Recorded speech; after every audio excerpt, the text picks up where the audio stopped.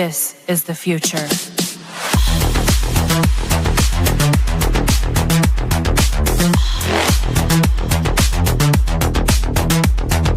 Evolution. The Crossing Realms Conference launches September 19th and 20th and will dock in Richmond, Missouri.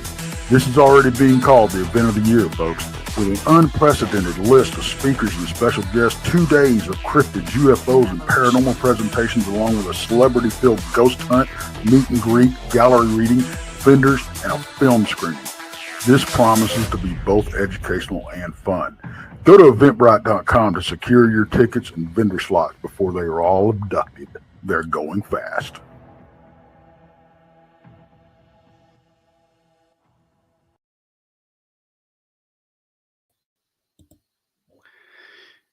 Well, hello, everybody, and broadcasting live from southern Michigan and all around the globe. This, of course, is Bigfoot Michigan Rob. The show is Brunch with Bigfoot and Michigan Rob. How is everybody today? Joining me in Studio B from Texas, my co-host, Monica Rollins. Tex will be back whenever Tex gets back. Thanks to Monica. You can find Monica on YouTube, Our Paranormal World. Go check out Monica and please subscribe. My special guest joining us as well tonight is a good friend of mine and all of us across the board, Mr. Brent Thomas from the Paranormal Portal. You can find Brent also on YouTube, the Paranormal Portal, and you can find him on all podcasting platforms. He's a busy guy. Thanks to everybody for coming on in. If you are new here, again, please subscribe to, once again, Bigfoot Michigan Rob, Monica Rollins, Brent Thomas, Texas Front Porch, Dine Show Says Stuff, the Blondes and the Booze Paranormal Podcast, Paranormal Paul. I think I hit everybody. I always probably miss somebody. Thanks for coming in. Don't forget, you can find us as well on all podcast platforms, as well as Spreaker, Apple. You know what they are. You can find us there, and please go check that out if you missed it. If you want to see this on a podcasting platform. So thanks. Of course, hit that like button and show your love and support. Also, the super chat's open. A great way to support what we all do around here. Thank you in advance for that. You, my friends, can become BMR Pirates. Mateys. Join today. Join the many or join the few, depending on your point of view. Check that on out. I also want to thank everybody for buying the books. Bigfoot Michigan Rob presents True Cryptid Encounters, Book 1, Book 2, all found on Amazon. Simply type Bigfoot Michigan Rob in your Amazon browser. It will pull up. Please leave a review. If you've bought the book, it does help promote sales, much like on YouTube. It's all analytics. You know, reviews on Amazon is great. And, of course, the like button, leaving a comment here is awesome. And that little thing on your phone with the hearts and the 100%, that also helps promote the shows out. So, yeah, why don't you do that? Of course, we have our conference coming up. Before we get into any of that, I'm going to bring up Miss Rollins. Hello, Monica. How are you? Hello, Rob. Great to see you as usual. Thanks for coming on in. I know that you're balancing working from home with the show. I appreciate that, of course. Happy to be here. You know how much I enjoy co-hosting with you. Yes. I guess they don't enjoy when I pop in on your show. I was just, for S's. I don't know why. Did you see that the other day? When I popped No. in, you and Joe were doing a show on Irish vampires, and I just Mhm. was in the chat room, and you had said, or Joe said, hey, pop on in if you're not doing nothing. I did, and someone left a comment. Boy, BMR just totally dismantled the show. Rude. I'm like, No. I don't know who, and I'm like, really? Okay, so here's the thing is, so rarely do I read comments. I learned a long time ago not to read comments. I don't read them either because I don't. Most people, like me, but boy, I derailed the show. I mean, come on, what are you talking about? Well, that's one person's out of millions opinions. I know it is, and I don't take offense to it anymore. And I'm sure people feel the same way when they see my face pop up on other people's shows. Yeah, it happens. It's part happens. of the game we play. Thanks to Mickey G. Can't wait to meet you guys in September. Yes, I can't wait to meet you either, Mickey, and all you folks that are coming down to our conference the 19th and 20th. Thanks, Mickey, for the awesome super chat. Absolutely. I get to see Robbie in person. I've never met Robbie in person. I'm so looking forward to meeting you. And of course, another guy we're gonna meet. I might as well bring him up too.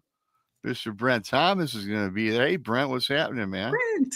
Hey, good to see you guys. Thanks for letting me in the door. It's good to be letting you back. You know, you guys gave me keys, so I can get in anytime. But we gave Brent keys to the back door. It's interesting talking about doors. I'm gonna start the show in a little bit about portals. I found a couple interesting stories that I'm going to share, and then we can talk about wherever we take the show, of course. And net conference, I've been saying this quite a bit because I mean this when I say it. I do not want to wish the summer away. I get summered out by the end of July, middle August. I'm ready for football season, and it gets so dang sweltering humid here, and all the bugs tend to come out. Oh, what's that like? You know what that's like. And it's like weird. I get so many flies in August. And it's just every time I open my back door, there's another fly that got in the house. And I find that regular showers help with that, Rob. Well, it's funny. It's funny because I'll be staying at that ranch, Brent. I don't even know if they have a showering facility. So I'm going to be pretty scummy for about 4 days. That's all right. You can take you out in a horse barn. Yeah, they got a hose. Hey, man.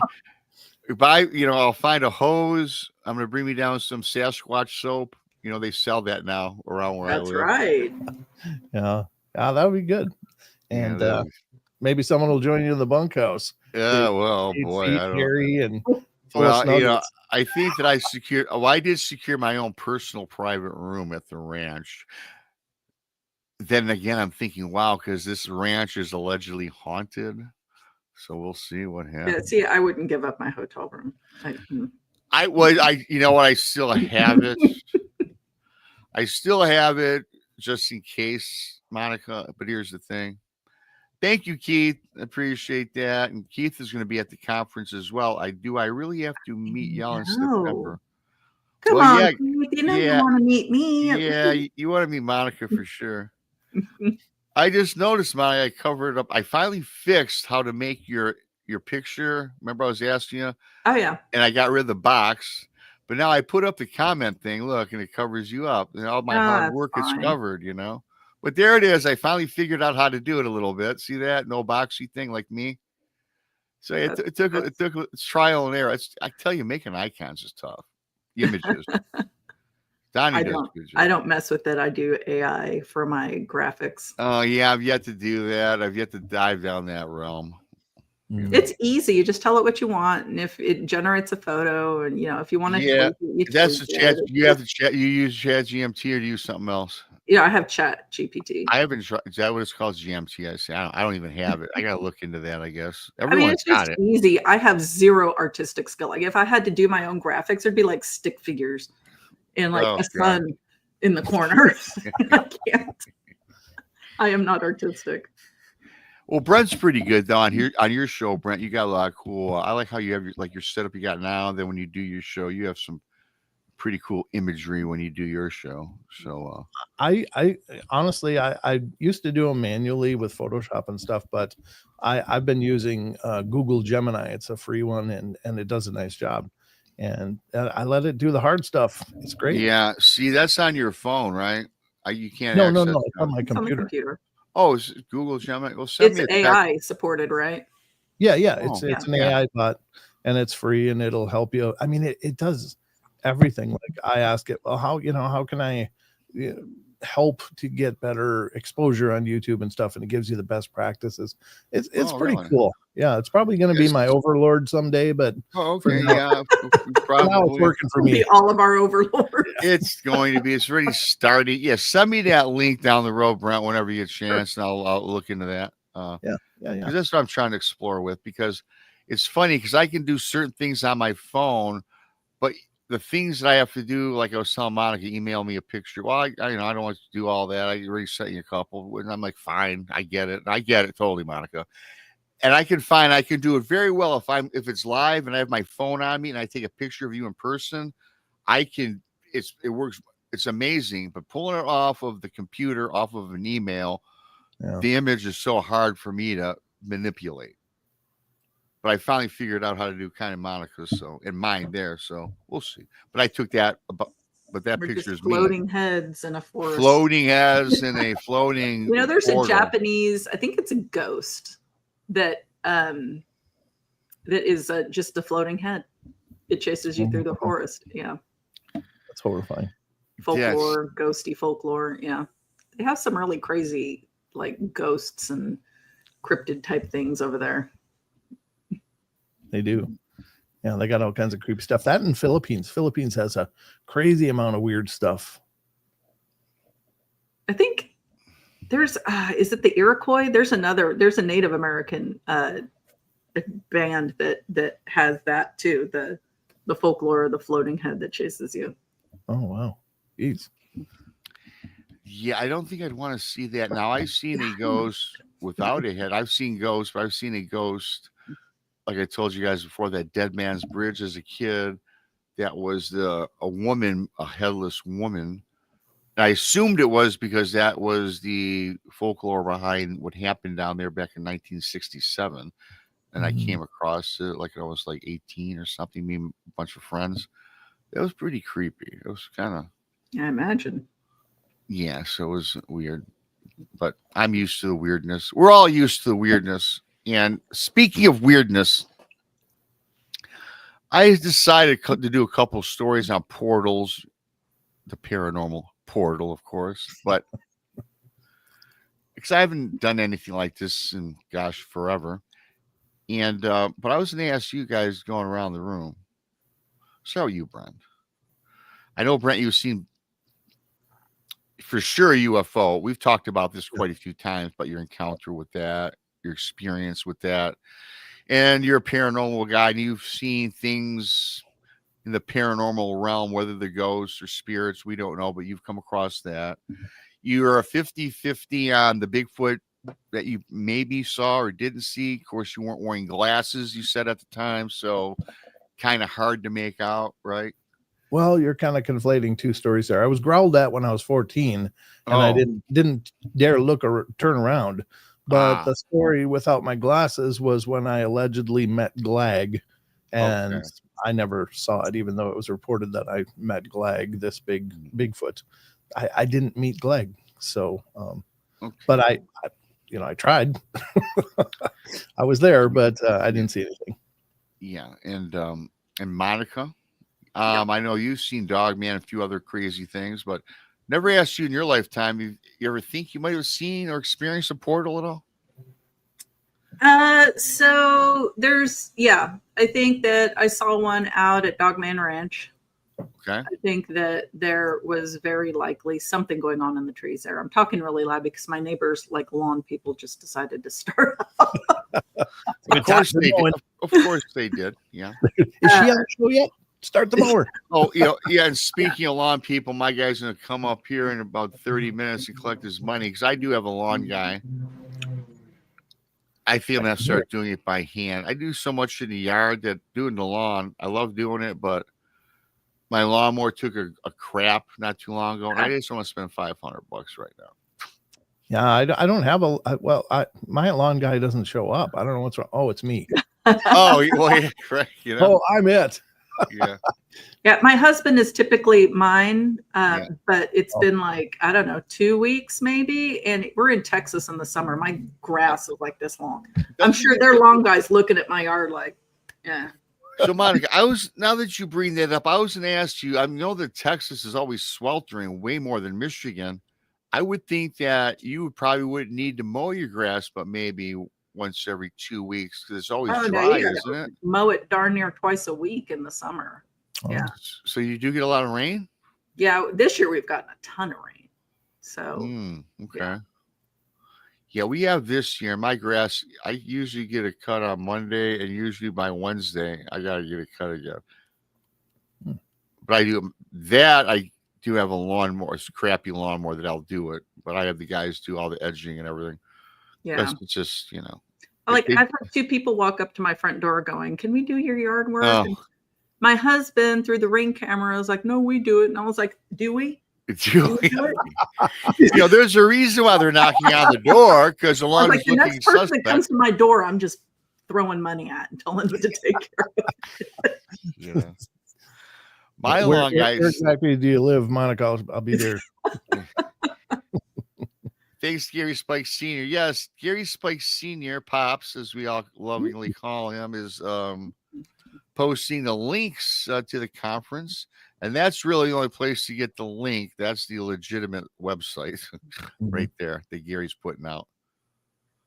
Somebody tried to divert sales to their website. They were phishing our conference website. Yeah. Really? So, we need to just put that out there. If it's not Rob or me or the Blondes or Tex or somebody, like one of us posting a link to something, don't click it.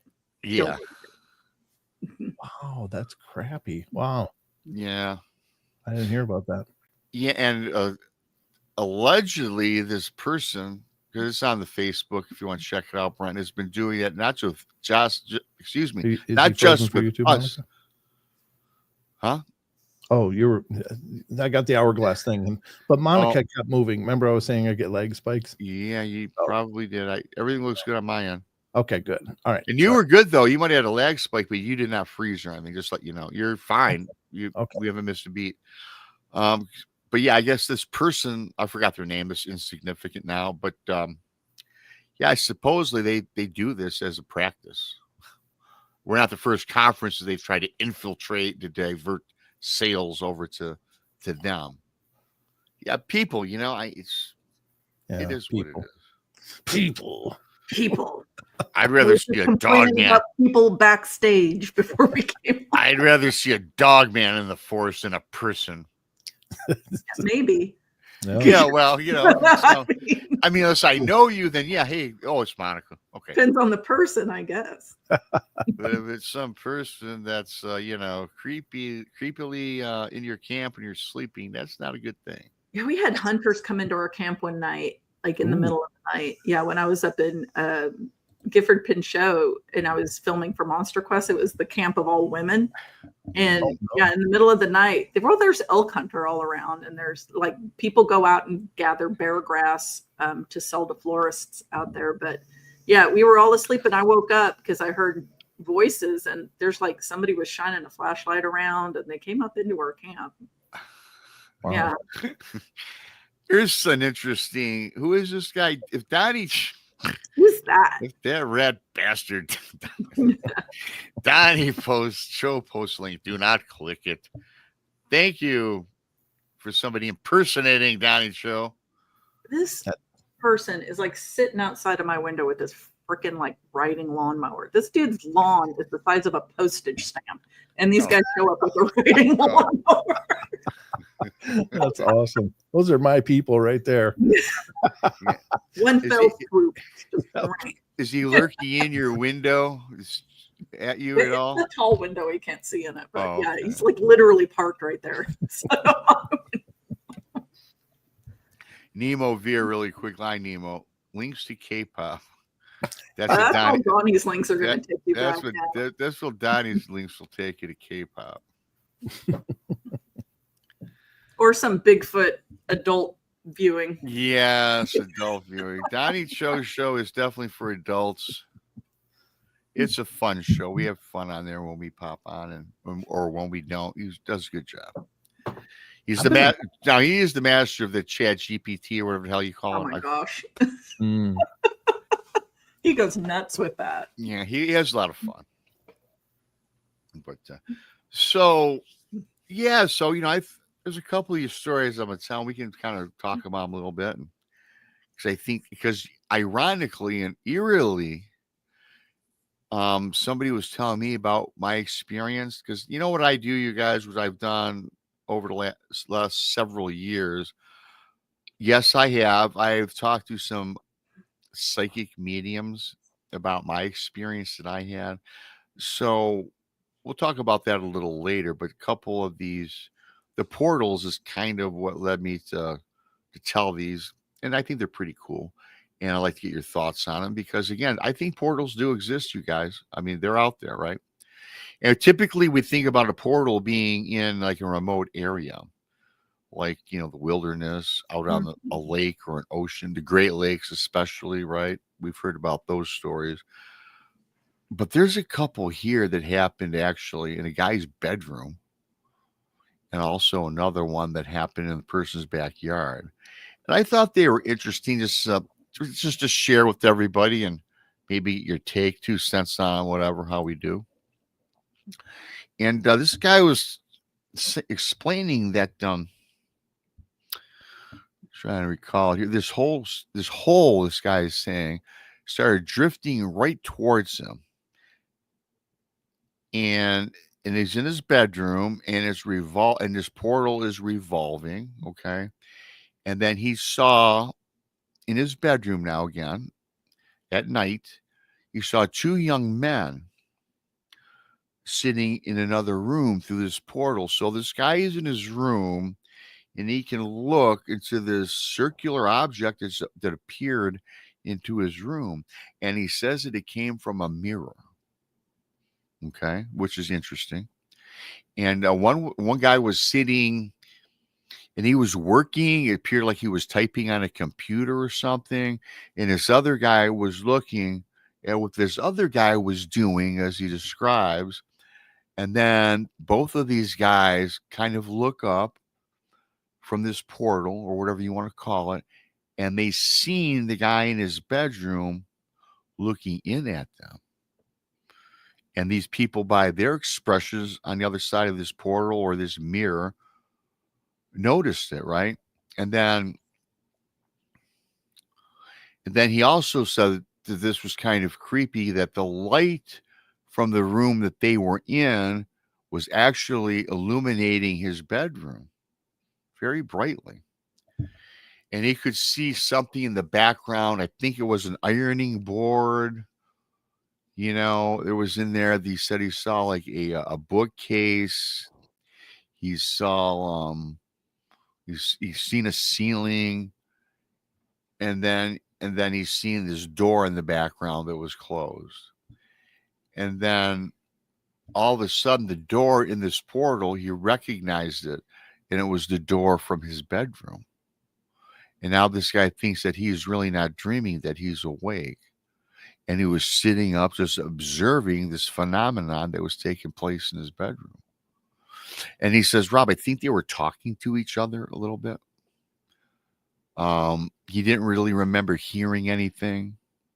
He just thought about getting out of his bed, putting on his clothes. He was just, in his pajamas or whatever.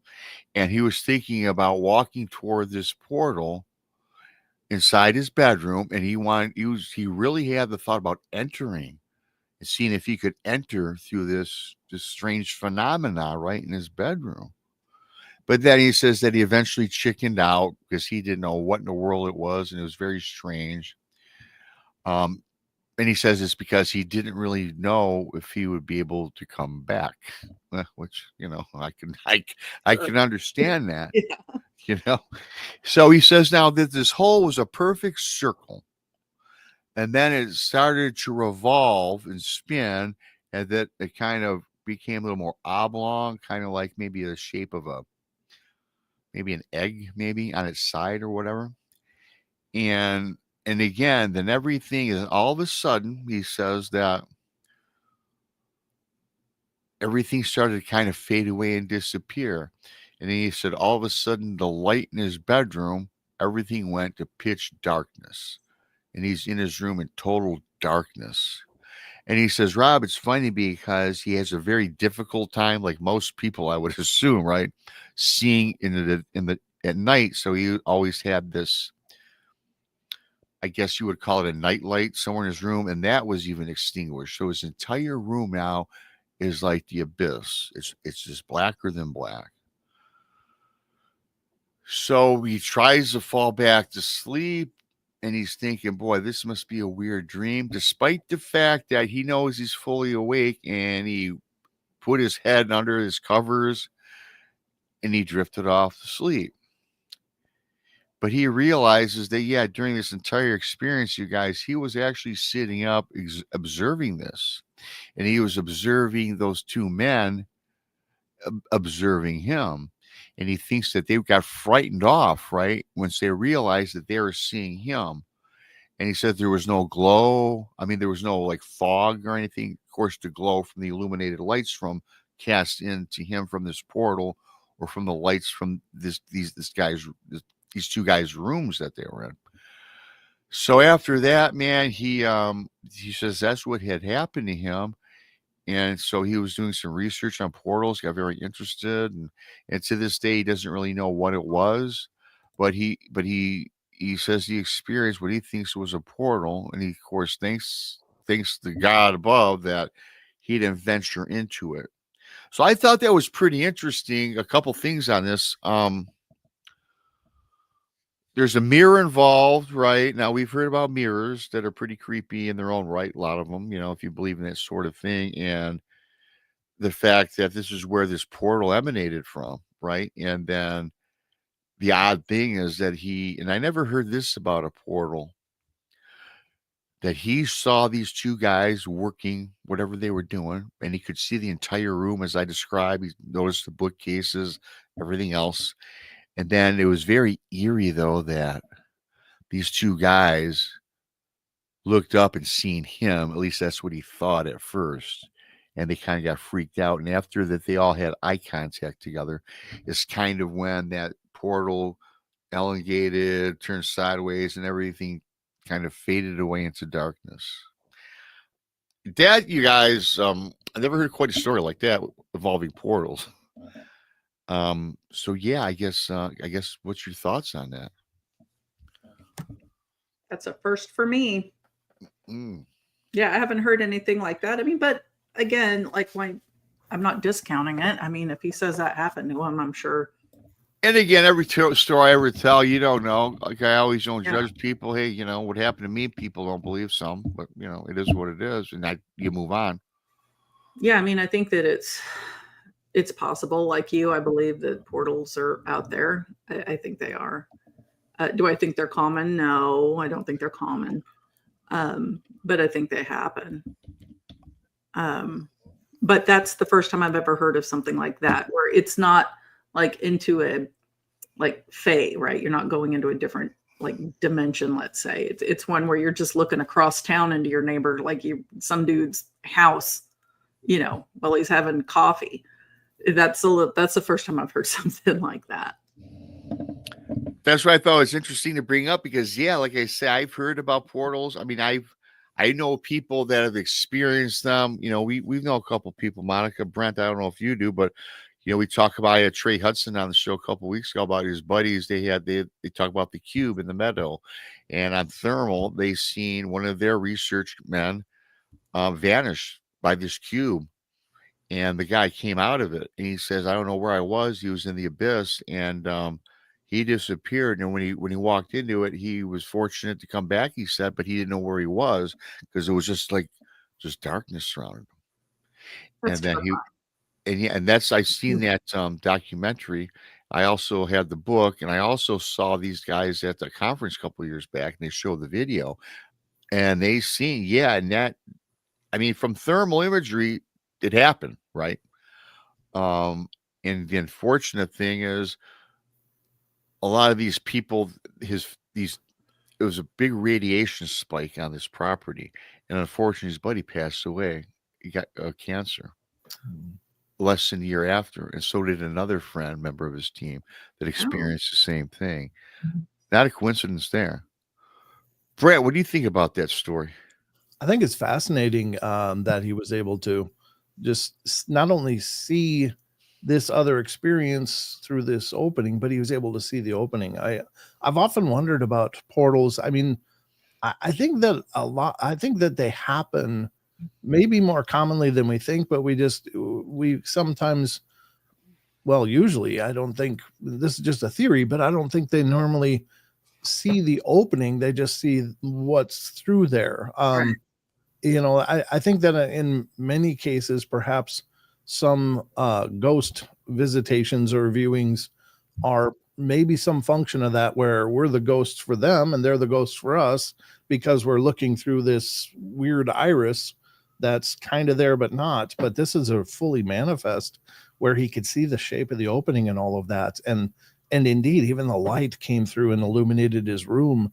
So I mean, it's a fascinating story. I think it's an amazing experience, but I've often wondered that if a portal opened and I was there, would you go through? And I think I would err on the same side he did. It's like, yeah, but where are you going? And can you get back? And, what does that mean? So it's probably better just to maybe poke a stick at it like a little kid rather than to take throw a rock in and see what happens. Well, I think, Monica, I would be with you. I searched around in my bedroom for like a baseball or a football or whatever I got later and kind of toss it. Ever so gently, though, because, again, it came from his mirror, which is another interesting part of this equation, right? Right. Because I wouldn't want to throw a ball at my mirror. Think that mirrors are doorways. Like they think mirrors are doorways, and there's a lot of like folklore not to put mirrors like anywhere near your bed, like where it's like you can see a reflection in the mirror while you're sleeping. It's not supposed to be a good thing. So it's interesting that it happened in his mirror, and there's these stories out there about like mirrors being doorways, and then again with the don't sleep with it, like basically at the foot, like facing your bed. That's such a good point, because remember I told you the shadow person that I seen in my house in the darkness of darkness. Remember the story, right, Monica? And Brent, I think I've told you on your podcast. Yep. And then we had this psychic medium or whatever this person. I don't remember, you guys. I was in my 20s. What she called herself, but she said that the source of what was happening in my house with me and my wife was a product of the artifacts that I collected. But now that Monica brings this up, and I hate talking about my stuff all the time, but it just resonates because it's strange, because, and you guys are going to think I'm probably kind of weird when I tell you this. Most people do. You already think you're weird. Yes, exactly. Okay. On the far wall, and again, back when I was 25 years old, I watched scary movies, paranormal stuff, Bigfoot stuff. I did, but I wasn't like I am today. And not being a weirdo, but the far wall, because when I bought this house, is our marital home, so we had a lot of fixing up to do. And for whatever the reason, I had this bright idea of taking these 12 by 12 mirror tiles, and the whole back wall of this house, I put them up. So the entire back wall was all mirrors. And I thought it was cool because it made my room look totally huge. Now, by the way, it was pretty big. It was a remodeled 24 by 24 foot garage that I turned into a Rob's room, right? Back before they said man caves, that was my room, right? And I did that. And now looking back on that, Monica and Brent, we even brought up, the shadow person appeared always from that back wall. And I never thought until just now about maybe it came through the mirrors. Yeah. Yeah. Mirrors are portals. I mean, that's, like I said, a lot of people believe that.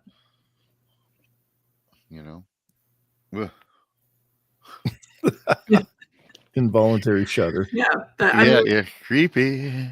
I just, I don't know what, I think that if a portal appeared, right, and I'm looking clearly, I know I'm not dreaming, number one, because I'm in a dark room. Am I dreaming? Like, I've had very realistic dreams where it took me a minute to realize I wasn't dreaming, or I was dreaming.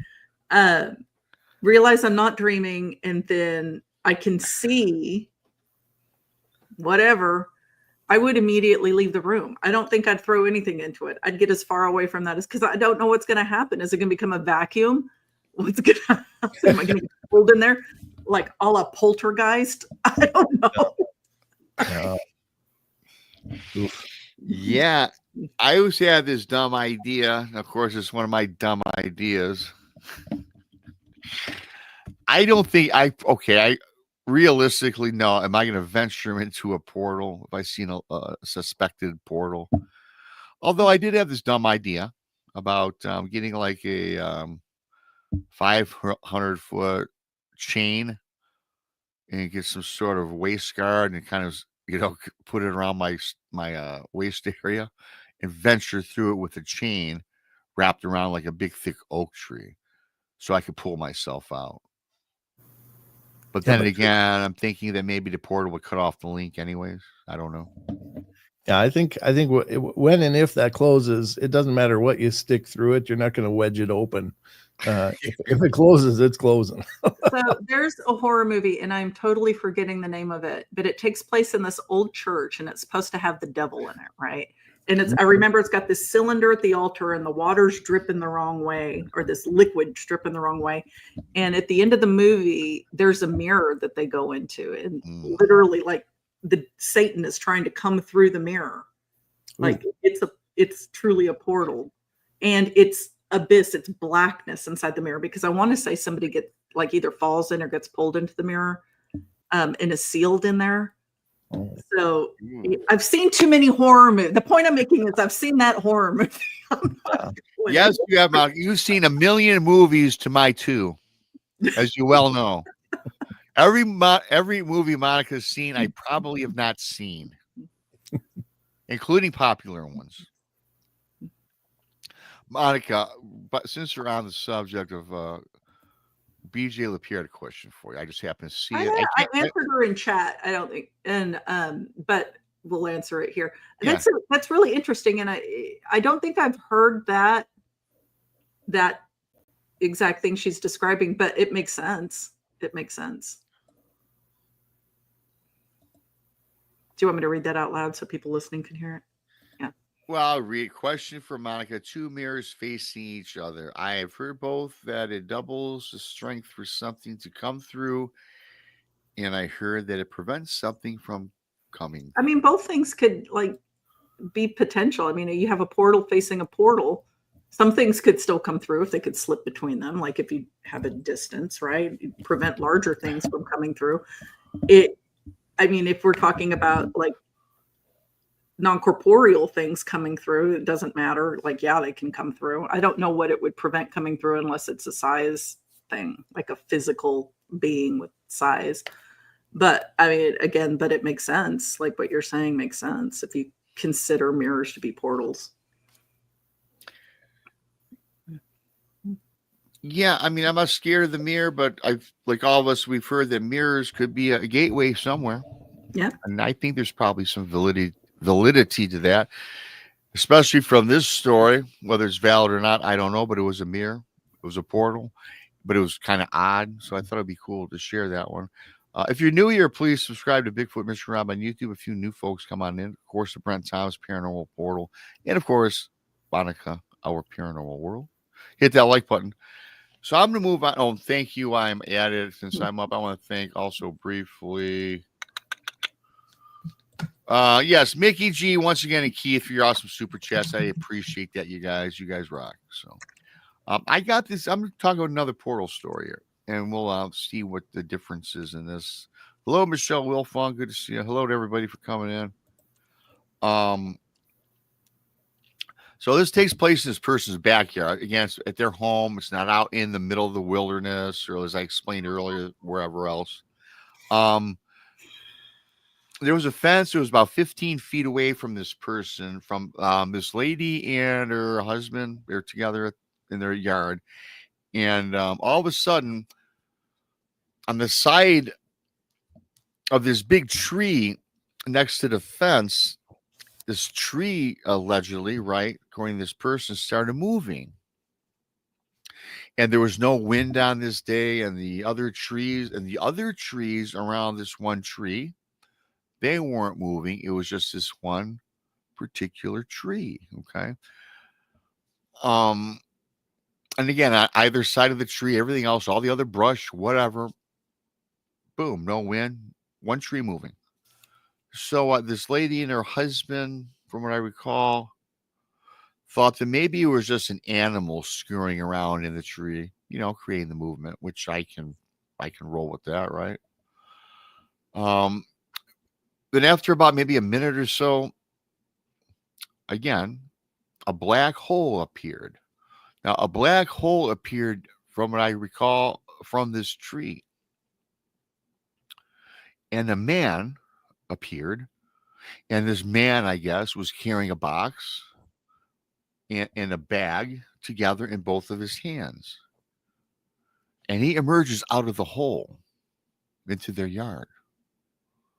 And he starts running across this couple's fence for about 9 feet, right down the fence line from this tree where he appears from, this hole in this tree. And then another hole appeared in front of this guy. It wasn't connected to a tree or anything else. Everything else was still not moving. Then as he's running along the fence line, coming again from this tree, 9 feet across the tree line or fence line, and this other black hole appears on their property. And this guy kind of slipped right into it, walked right into it, and he disappears. And there was no tree around this, unlike the first time. And then this black hole kind of diminished, and the tree that was shaking in the background in the beginning, that was back to calm, and everything was constant. And he says it was funny. It was very strange. He says, I have a description of what this guy even kind of looked like. It was very descriptive. He says, the man, it was a person, Caucasian. He had a black, long flowing hair, was wearing a black shirt, and just remembered these red shorts. And covered over his shirt, she distinguishedly saw a flannel shirt, and the flaps were kind of, as he ran to this other portal or black hole, it was kind of, blowing as he ran. It was kind of, kind of flank, yes, off his back. So yeah, and then now the husband and the wife, they do kind of start to panic, and they venture, but they, they're inquisitive. What's going on here? After this is several minutes after this incident, they went toward the big tree where the original hole appeared, and they look at it, and there's nothing. It's solid. They even touched it, and there was nothing wrong with it. It wasn't dead or anything. So they go on and ask me that they've heard about wormholes in outer space, this, that, and the other, and nothing, on our planet, I guess. I mean, I don't think evidently these people were not into the things we're into, but thought it was very strange. Thought it was maybe time travel. Maybe a person was teleported from another spot to another, which is kind of what I was thinking. Some sort of teleportation went on. I thought, again, that was kind of interesting because, again, we've all come across lots of different stories, the things that we do, and I never really I've heard similar, but not quite like that. So once again, what do you guys think about that one? I don't know what to I mean, that's interesting. That's an interesting story. I mean, it definitely sounds like wormholes to me, that kind of a portal. I don't know about time travel. But I mean, that's potential. But yeah, I was thinking time travel, and again, I don't know if it is or isn't. I was just thinking, because I've heard of people that I always refer back to the old Art Bell show about the Mark Markham. He called him Mad Mark, who created a portal or created a time machine, supposedly, or even a wormhole, because he stole all these transponders or transformers from a junkyard where the electric company dumped them. He eventually got arrested, put in jail for that, by the way. And he created this little, in his garage, this little travel machine where he said and I heard this on the show, he took a bolt and threw it in this thing that he made. It was kind of like an actual time machine, threw it in there, and it disappeared. And then the bolt was on the other side of his garage. So I kind of got that. I put two and two together just reading that story. It sounds more like he'd make plasma than like wormholes from. Yeah, but whatever that was, it just kind of gave me that idea that maybe this guy came from somewhere, came out of this tree Could have been somewhere else. Yeah. And then boom, opened up another gate or whatever. I don't know. Yeah. I mean, his own little Stargate. It sounded like they were playing tag. Like he caught some people playing tag via wormhole. So I don't know what to make of that. Like I don't know what to make of it either, but I thought it was just interesting to share. And Brent, I see you're mulling it over a little bit in your head. You got any thoughts on that one? Well, I really do believe that we are a part of a multiverse where there's like any number of infinite realities and versions of our existence being mirrored across this multiverse. And I'm sure that there must be versions of reality where there's just different capabilities. And what it sounds to me is like something's just traversing through that. I wouldn't doubt that if there is a multiverse, that there is probably human people that can maybe do that. They can just go through it and kind of go at will. And I don't know. I mean, it sounds like technology, but it also sounds like almost some mystic thing going on, or maybe it's a version of both. I don't know. But I think that oftentimes we talk about multidimensional, and I think that really is kind of, I understand what people mean by it, and I think they're basically referring to a multiversal, because dimensions are orders of complexity going up and up and up and up, and I don't think all of these things are coming from either a higher level of complexity or lower, but perhaps they're coming through some version of the multiverse into different versions of reality. And I don't know. I mean, obviously, sounds like the guy's fashion choices were really bizarre, so they couldn't have been from here. But somebody from the 90s coming through, it sounded like. Yeah, it sounded like Eddie Vedder to me. Yeah. Even though, he's coming through on his way. But I think it's fascinating that there are many stories. Again, a lot of times people don't see these openings where they're occurring. But I think that being that we're in a multiverse, I think sometimes these versions kind of bubble over each other and maybe create these openings, and perhaps there's people or beings that just know when and where that's going to happen. Maybe they got it mapped out and they can use it like a subway and just kind of traverse through. I don't know. It's just a wild theory, but it's a fascinating story. Fascinating indeed, Brent. Fascinating indeed. I happen to think that people can time travel. I think people can astral project. Heck, I think I kind of have. Mm-hmm. I've been told that perhaps I have, with different things that have happened to me, and not getting in any of that things. But anything's possible out in this universe. We do not know anything. When we think we know something, we don't really know. No. It's all speculation, hypotheses. And we come across these stories, these people that come on our shows, this, that, and the other. It's like, wow, really? So it just gives us great ideas. That's why we do these shows, just to pick these things apart and see. Remember E.F. Hutton? What if? I remember I was like 5 when I seen that commercial. I didn't know what it was. Investments, I guess. I think so. Yeah, but one of the reasons I want to talk a couple about portals is because I was just talking to this person that found my Bigfoot encounter fascinating. This is a new person that kind of looked me up, found me on the channel, and offered me an explanation of what this person thought that I went through. Thought you were going to offer you something else. Yeah, Monica. That's how my mind rolls. It's how it rolls. And now it has happened. It has happened. Sure. Just because someone thought I was a movie star. Yeah, Ed Kroger. Who? What do you mean? You sound surprised. Who did they think you were? He thought I was. Thought he's Kevin Costner. Come on. Yeah. Obvious? Come on. I don't know. They thought I was the dude from Pawn Stars. Oh, okay. I see that. Rick Harrison. Yeah.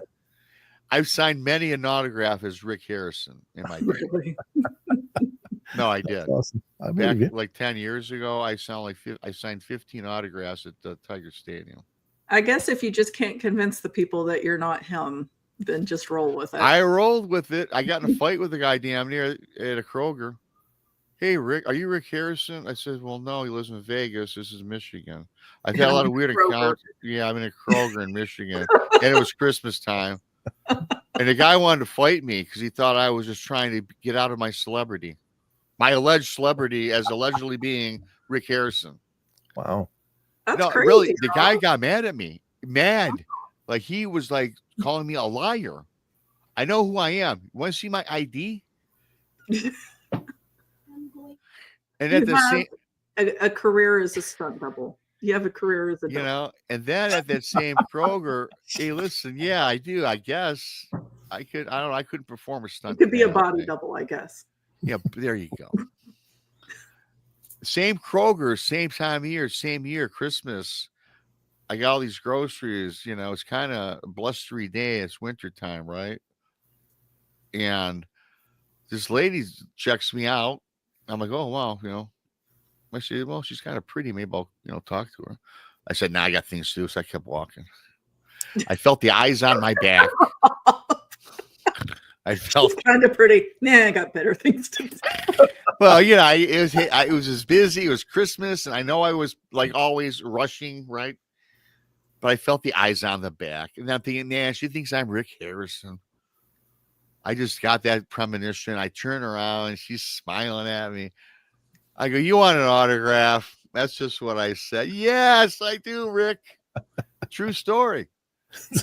So, okay. Yeah, okay, whatever. Can you take a selfie? I got to show my husband. He ain't going to believe this. I go, sure. I put my arm around her. She takes a selfie, takes a snapshot. Seems like Christmas time is your time to shine with this. Yeah, I got lucky. Yeah, and yeah, so I said, well, wish you Merry Christmas. I got to go back to Vegas here in a couple of weeks. Wrap up. I ham it up. If someone thinks I'm someone else, I'm going to play it. I believe that. I believe that. Yes, and so that was pretty cool, and but yeah, it's happened to me numerous times. The Rick Harrison thing it's happened in a while, but that show is not really popular anymore. But back in his heyday, I was Rick Harrison to many people. My nephew thought when he was a baby or 10, he thought I was Bruce Willis from Die Hard. Oh, I can see that. So my son watched like when he was very young, right? He's 13 now. When he was like 3 or 4, when Wonder Woman first came out, he thought that he goes, "Is that mom?" Oh yeah. And I was like, "Oh, mommy wishes." Yeah. I love you, baby. Oh. Yeah. I'm sure your father wishes as well. Right. Okay. It's fair. It's fair. Yeah. It's just funny. That's funny. And again, yeah. But again, it hasn't happened in a while. But I just can't believe I can't get over the people that the guy that wanted to fight me. Literally. Monica, you're Wonder Woman. I'm Bruce Willis. And who is Brent? Who can we say Brent is? The only time I've ever been confused for anybody was there was a show that was on TV. It was called Touched by an Angel a long time ago. I remember. And it was the Angel of Death. John Dye was the actor's name. And there was, at that time, he and I looked absolutely identical. And I was sitting at KFC with my family at the time and eating chicken. And this lady's like, and all of this. And she's smiling and looking, I'm nodding. And then she got up and she was leaving. She's like, I just need to tell you, I just love your show. And I'm like, oh, thank you so much. I appreciate it.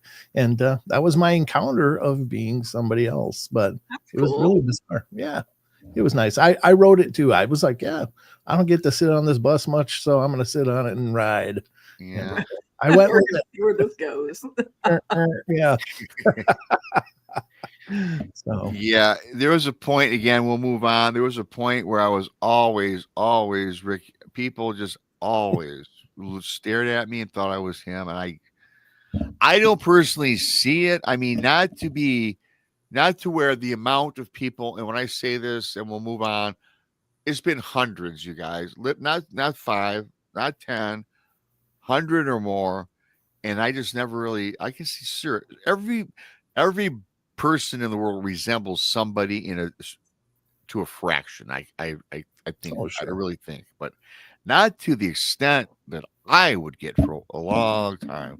It went on for 5, 6, 7 years. But anyways, wow, that's pretty cool. The reason I'd like to bring up the portal thing, alluding back to what I was trying to talk about, was I got this interesting theory about this person who actually, again, is a psychic medium. And now, when I tell my Bigfoot encounter, I always tell it 100% the same each and every time. And I never mention anything about the Red Barn ever until a couple of years ago. I had Robin Haynes on, and she allegedly during my show was mind speaking with my Bigfoot name. He called himself Delano. And I said, who the hell is Delano? This is during the show live, everybody. We're talking about something else. And all of a sudden she got this vibe that my Bigfoot was trying to get in touch with me. And went on to tell Robin that I was blocking him out and not allowing him into my space, which I never had any vibe or premonition or anything whatsoever in my entire life about mind speak with my Bigfoot. Okay. And I thought that I didn't know her that well at the time. Now, today, I do know her pretty well. We became friends after the show. But what I thought she was legitimate about was the fact that I never, ever, not once, you can go back and find me every time I tell my story, I never mentioned the Red Barn. Delano says that, yeah, he came from around the Red Barn when he appeared at the shoreline. And then when she told me that, I said, this woman's the real deal, because I never told anybody, because the Red Barn played no significance in my story whatsoever. There was no reason for me to ever bring it up. So, yeah. And then he said he slipped from a portal. So this was 2 years ago. So about a couple months ago, I got this email from this person that follows the channel, says they're a psychic medium. And they just so happened to see that show. And the reason they saw the show, because I'm now doing short clips on all my shows. I put them on YouTube. I'll go back in the archives and I'll do a 5-minute clip of past shows for people to maybe go watch them, right? So I've been doing that for a while now. So he happened to see that short clip, this person, and told me that he thinks that from his whatever, however these mediums work, I don't know, you guys, but what he was seeing, I guess, because 100 miles north of where my encounter was in the Upper Peninsula. Now, the Upper Peninsula is nothing but a lot of underground copper mines. They're beneath the ground. A lot of the base of this state is made up of copper and a lot of sea salt. If you dig deep enough, you hit salt, because the Great Lakes are technically formerly sea oceans, because the Great Lakes were salt water at one time, many, many, many years ago. And said that this Bigfoot was traversing about the underground copper mines because they derive energy from copper. First time I ever heard that, of course, from this person, and was traveling about these underground mine shafts, whatever, tunnels. And all of a sudden, during the travel from northern Michigan to southern Michigan, which technically is still where I was in northern Michigan, just not the Upper Peninsula. And in this underneath the ground, this Bigfoot, it happened onto a portal, and this portal transported him out from around, as he sees in his vision, the Red Barn where it came out of, right? And says when it see me, it was just startled, and it was actually just as shocked as I was, because the Bigfoot allegedly what this person's telling me, of course, transported himself and was scared as much as I was scared when I seen it. So again, I've gotten so many theories what people think I saw or didn't see, and that's the latest. And so I don't know. Anything's possible, I guess. And the only reason I even mention this on this show to you guys and people listening is because the fact of the Red Barn situation, which I've never told anybody. So there's one element of fact involved in all this. Now, how deep do you want to read into it? You know, did this person want to pull my leg? Again, we just don't know what the business we're in, right? But that would be interesting to just to bring up today. And I have no idea, you guys.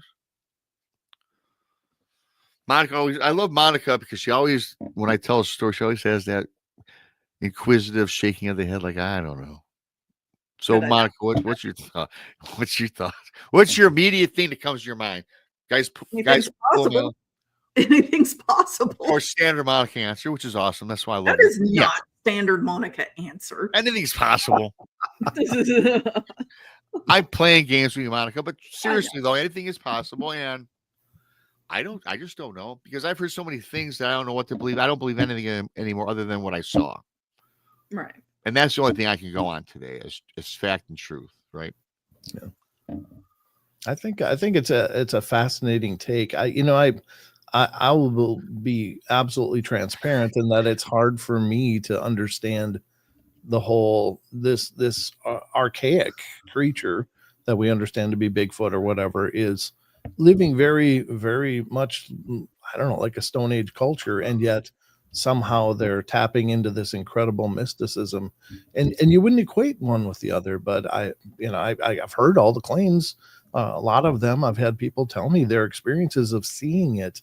It's just hard to wrap my head around, and it's not that I don't believe it's not true, or I don't believe it's not possible. It's just I don't understand it, and that's the part that's hardest for me. Well, the thing is, I don't understand anything. I mean, really. I mean, when I think I understand something, I don't. Sure. Yeah. If it's not 4 + 4 is 9, then I don't get it. There you go. I don't know what to say to that, Rob. Did I say 9? You did. You did. I know. I got a great comment. I don't know how to take this, Barbara. Where's she at? Rob, you have got the most wonderfully bizarre stories. You need to be studied. I just see Rob strapped to a medical table. Like, hell, I probably been abducted by an alien. I don't know. They'd send me back like, this guy's not wrapped too tight. Maybe, I don't know. You're wrapped just right for us, Rob. Yeah, well, that's yeah, right. Yes, approaching 6,000 subscribers. I'm doing something right. Yeah, about 188. Thanks to everybody. I appreciate that. Yeah, so I don't know, you guys. I believe in all these things. You know, I certainly would have happened to me happened, but I'm not here to talk about me. I just found it resonated, and it was something I thought I'd bring up today. But the portals are fascinating. Kind of getting back on that topic a little bit, because, and I'm kind of glad that, you know, I got involved with this community, because like when I go out in the woods today or anywhere on the water or wherever, I really do have my head on a swivel, because you hear so many stories about, you know, for example, with the missing 411. Yeah, you know, it's humans are doing that, cryptids perhaps. There's 20 different things we can talk about, but I think that people that do end up missing, outside of stupidity, I think that people can walk into these things and never return. I think we have to put that percentage into the 411. Have you guys ever experienced anything like that, like a portal or anything like that? Have you guys ever had any experiences that you think might have been? So I saw one, or I think I saw something at the property we call Dogman Ranch. So my first visit there, it was clearly an archway that was illuminated, separate from the surrounding forests. And then on my last visit, the area that would have contained this arch, right? If you walked through that arch, you would have walked into this little patch of woods. I was walking the dirt road parallel to that. And that area within the tree line was very faintly, but definitely illuminated. And it was interesting because, and I was trying to figure that out. I'm thinking, am I looking through the trees, like into the creek bank on the other side, and the moon's hitting the dirt, and that's what's, but it was too thick. We weren't that close to the creek at that point. And I don't really have an explanation for it. But it also, like, if it were a portal, that I would be able to see it from the side is weird. You'd think that it's like it's a flat plane where you cross the threshold, you're somewhere else. I shouldn't be able to see that illumination once you're in it, or when it's tunneling out. I wouldn't think you would see that. So it's all very strange to me. I don't know how any of it works. Maybe you can see it. I saw something. Yeah. Mm-hmm. How about you, Rob? Never seen a portal. But I don't know if we slipped into a portal or not known it, because I've told this before. Me and my buddy Mike and Mickey, we went out on he had a 32-foot boat, and this was maybe about 10 years ago. Mm-hmm. And we went to Put-in Bay, which is an island off Lake Erie in Ohio. And it takes you via boat about 3.5 hours to get there. And so we all boarded the vessel and took off, because, again, in Michigan, we boat quite often. And I know friends that have boats, thankfully.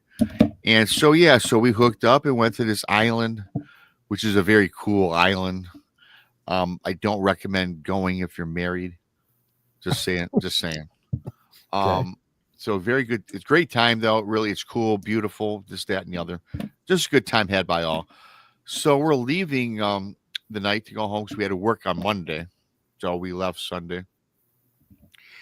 And we left at night, though, because we got too wrapped up in the festivities, right? We're like, screw it, I'll call them late or whatever.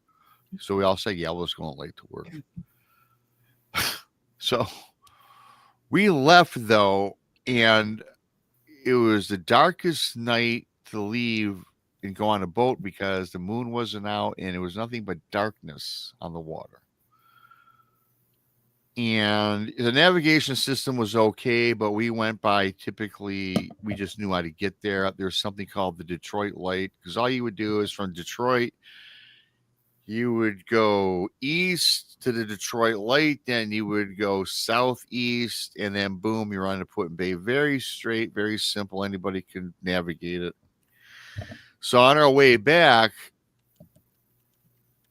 we saw what we apparently thought was the Detroit Light, but we thought it was odd because it's the only beacon on this pathway.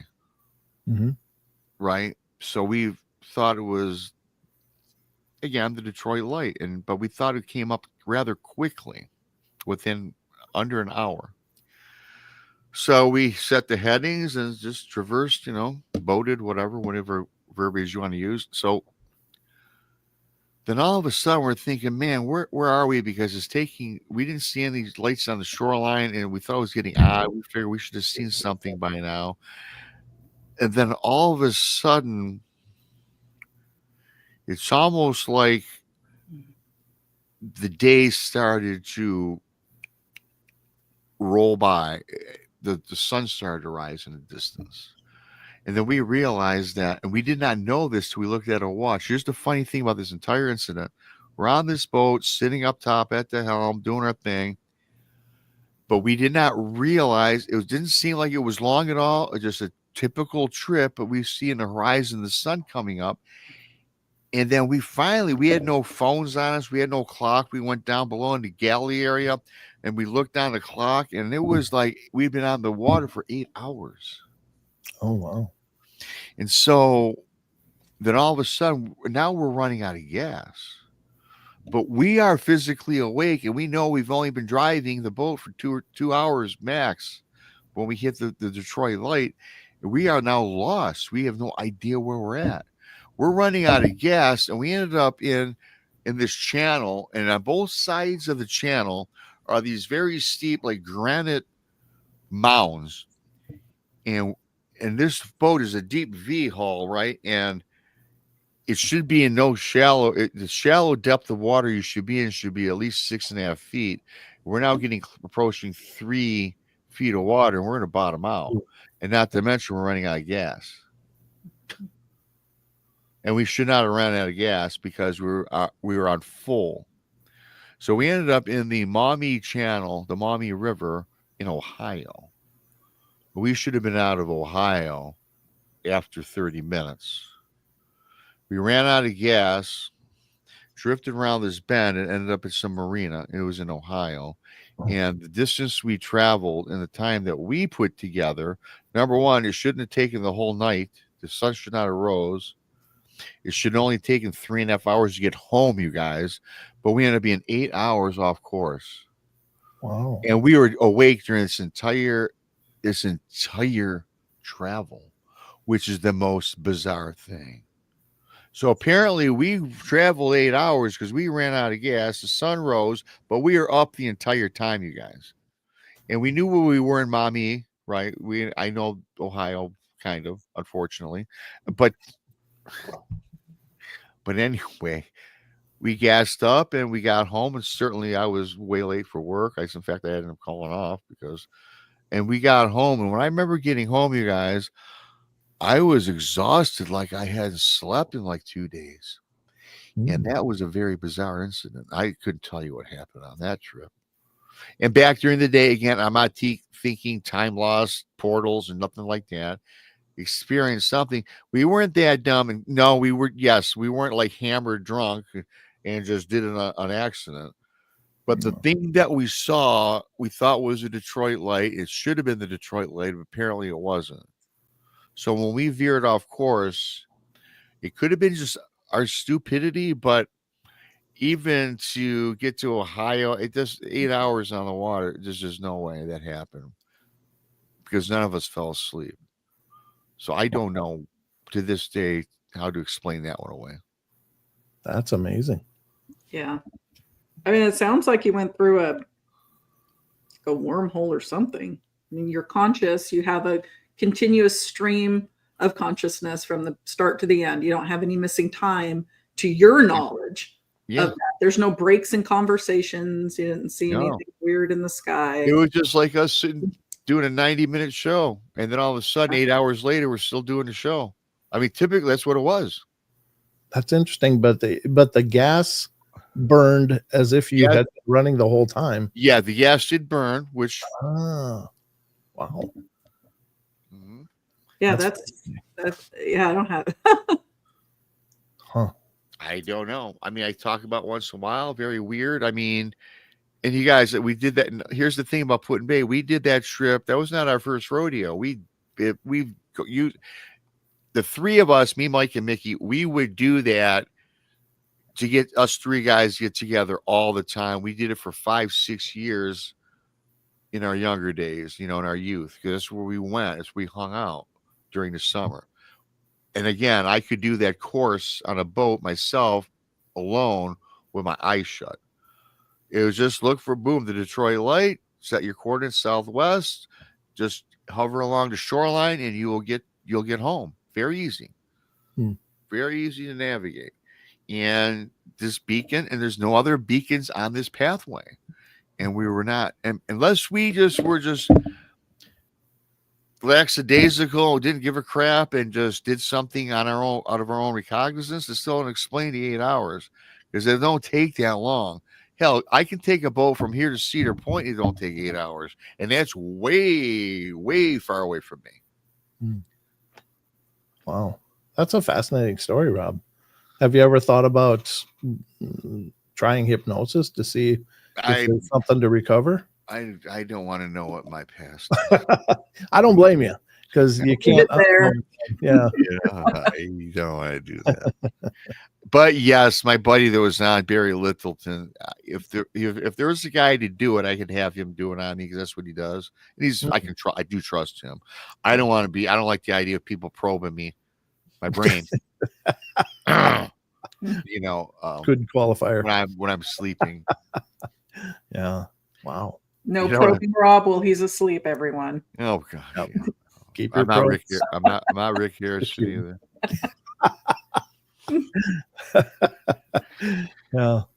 Fascinating story, you guys. And yeah, that happened to me, and I can't tell you. And I never. And here's the funny thing, you guys.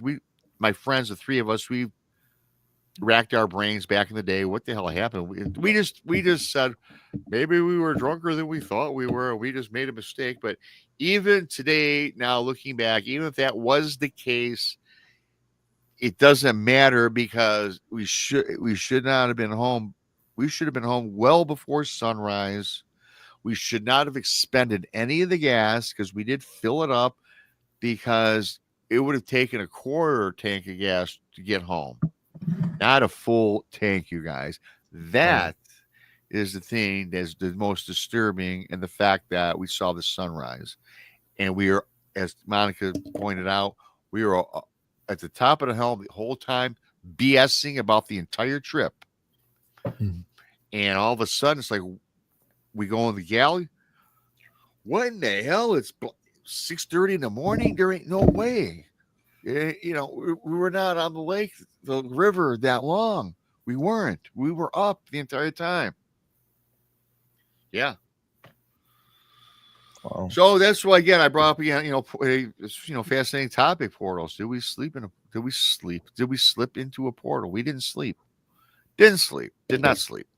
It's just funny that your awareness shows that there's a big gap there, but the boat did burn up an equivalent amount of fuel. See, so there's no explanation for that. Yeah. I mean, I guess there is scientifically, but hey, sure. I don't know what it is. Huh. Quantum mechanics, I don't know. Quantum physics, I don't know. There's your wormhole. Well, maybe that's maybe I did experience that now in my day. Who knows? I don't know. But fascinating for sure. Mm-hmm. Yeah. I wish one of you two would have been there with me because you know exactly what I'm talking about. It was the eeriest. I get it. Yeah. Eerie feeling. And again, the gas, the sun, that's kind of proof that, yeah, we expended 8 hours worth of travel time. See, I had a space slip once. And it was, I've shared it many times before, so it might be redundant, but it's the only one that I know that something really bizarre happened. But I was traveling with my eldest son, Sheldon, to bring my middle son, Oliver, home to his mom's house. And it was a blizzard, but I was just like, no, I got to get him there. So we're driving in Minnesota on the back roads to go over to where his mom lives. And it was treacherous driving. It was really, really bad. And it was getting worse. But I got him to his mom's house, and then we had to start the 45-minute journey back. But it was going to be about an hour and a half because we're going about a fourth of the speed normally. So we're crawling along, and I can see 5 feet in front of my hood. It's just gotten to be whiteout conditions now, and I'm worried because in the road there's an S turn coming up that's going through this valley, and it's steep on both sides. And I'm like, man, I can't see but 5 feet in front of me. This is scary. And I knew it was coming up because there's a big dip in the road before it, like a mile long, kind of hump that you go through. And then on the other side of that, you start the S curve. And I'm like, oh my God, I was feeling really stressed about it. And I was telling Sheldon, look, you got to do what you can to help me watch. I know we can't see anything, but we can't miss this turn because if we get stuck, not only could we roll the car and end up in a ditch, but nobody's going to find us. There's no help. There's no other cars on the road. We were the only idiots. Well, I was the only idiot. He was a kid. So I'm the idiot, but I'm driving. And suddenly I'm driving along and I'm like, oh, it's coming. And the next thing I know, I see a sign that says, welcome to Hay Creek. And I'm like, that's past this S turn. I didn't turn my steering wheel, but somehow we went and missed about 1.5 miles of road. And suddenly we were ahead. And I was like, what the hell's going on? But my son was the first one to say, Dad, what just happened? And I'm like, I don't know. We didn't feel anything, didn't notice anything, but suddenly we were a mile and a half forward on the road and had completely missed that S turn. And thank God, but it was like a divine intervention, space slip kind of thing. And then we were past it. And to this day, I can't explain that.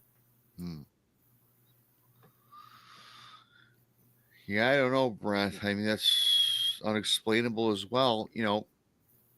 I remember, Monica, you brought up something a while back that everybody, like driving in cars, you ever driving in your car and you just zone out and you just don't know where you're going after a while? Yeah. Is that kind of what you think happened to you, Brent? No, because I was acutely aware of what's going on. What you're talking about is that's very common. People slide into a state of self-hypnosis on a repetitive journey or whatever. Okay. But man, I was white knuckling this. I was all about focusing and paying attention. Okay, so that's that makes it doubly fascinating, creepy, odd. Yeah, but it was a blessing though, really. Well,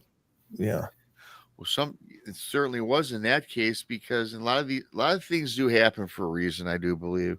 Yeah. And I don't know. I don't know if the reasoning behind a lot of these situations are, but they happen for a reason. I don't think everything's like coincident, Yeah. No, I'm not a big believer in coincidence either. You okay, Monica? You're still working very hard, diligently. Are you multitasking, Monica? I am multitasking.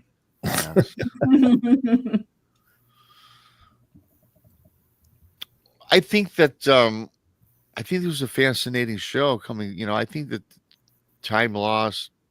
Of course, really quickly here. Thanks for the super chat, Andrew. He brings up, and we've all heard this. Time loss is associated with abduction. Now, we typically have all heard that. I mean, were we abducted off the boat? I don't know, because there's too much evidence that suggests otherwise with the gas in the sun, right? So I don't know. Fascinating just the same. Yeah. Monica, I'll let you get back to work. We're coming up on our time, and I got to pay these guys. They're cutting the grass. I've been blowing that off. I didn't want to leave the show because it was a great show. And they always are. I want to thank really quick Mickey, Keith, Andrew, for your awesome super chats. Little Patty asked really quickly, Monica, do you know a way to stop entities from coming through a mirror? I didn't see that. Yeah, I think that you can try covering the mirror, because you cover mirrors when somebody passes away to prevent their spirit from like entering and becoming trapped in it. I mean, I don't know. I would try that. Maybe it'll work on the reverse, keep things from coming through. That's what I would try first. I would roll with that, Monica. I would roll with that. Speaking of Monica, you have a show tonight? What's going on? You off tonight, or you have I'm off tonight, but still on vacation. So Joey is on vacation. Joe, okay, very good. Joey boy. You'll be on Saturday with me. You're reconvening at the Saturday night. There's Saturday. Awesome. Brent, what you got going on during the week, my friend? I gotta appear on a show at 3 today yet to be interviewed, and then I'm gonna be just doing my show on Friday and Saturday, and getting ready to gear up to start season 7 of the Paranormal Portal podcast. Woohoo! Season 7. Does time fly by? Yeah, I just want to say that when I say season, I do it for a year. Like, so I do 52 plus shows in a season. So I'm on season 7, and it's still, people are still listening. So knock on wood. Yeah, they still listen to us across the board. Thanks for your support. Love everybody. Hit that like button on your way out. Leave a comment. Turn on the alert bells, because us Misfit Toys run like every day except for I think Sunday. So turn on the alert bells. Check us out. Subscribe to Monica Rollins, our Paranormal World. Brent Thomas, Paranormal Portal. Good old BMR. Tex, the Blondes and the Booze, Donnie Show, Paranormal Paul. Truth or tinfoil. Truth or tin. That's the one I was missing earlier. Thank you, Monica, for that. Appreciate that. So for Monica and for Brent, I am good old BMR. And until next time, have a great weekend upcoming. We're out.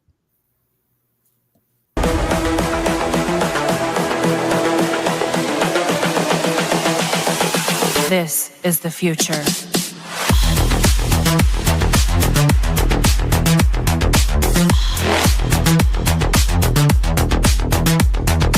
Evolution.